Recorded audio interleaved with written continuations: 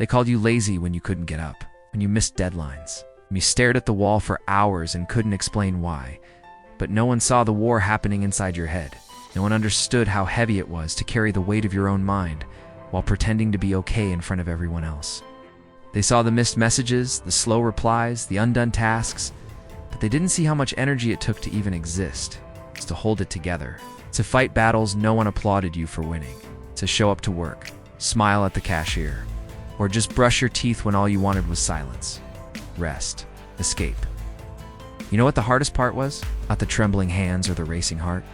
Not the whispered apologies or the forced smiles.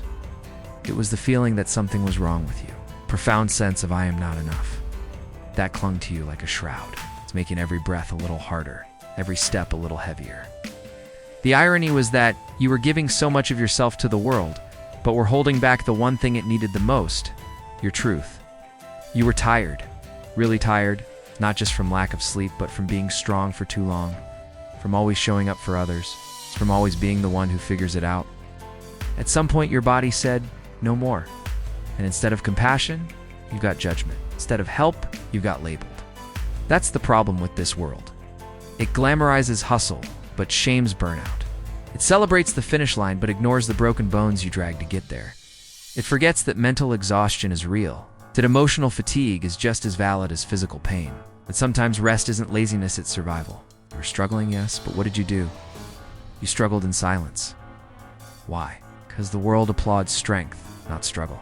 Success, not scars. Productivity, not pain. You learned to hide your exhaustion behind closed doors. You normalized feeling numb. Convinced yourself that it was okay to push through the gray area. Because isn't that what strong people do? They ignore their pain, their fatigue, their need to break down and just keep going? But here's the truth. Strength isn't the absence of struggle. It's the presence of showing up despite it. It's not about ignoring the pain, but acknowledging it, understanding it, choosing to move forward with it, not letting it define you. So I want to tell you this. If they called you lazy, let them. Let them whisper behind your back. Let them gossip about how you're not trying enough. You know who you are. You know what you've been through. You know how hard it is to breathe when your chest feels like it's made of lead? You know how difficult it is to speak when your throat feels like it's filled with stones? You know the cost of every scar, the story behind every tear?